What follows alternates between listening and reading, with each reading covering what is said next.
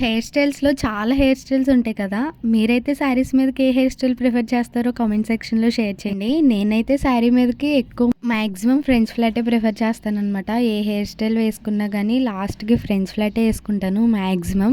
So, ఈ hair style ఎలాగో నేను వేసుకుంటున్నాను కదా! ఎవరికైనా తెలియకపోతే హెల్ప్ అవుతది కదా! అన్నట్టు వీడియో రికార్డ్ చేశాననమాట. వీడియో ఎండ్ వరకు చూడండి. హెయిర్ స్టైల్ ఎలా ఉందనేది కామెంట్ సెక్షన్‌లో నాతో షేర్ చేయండి.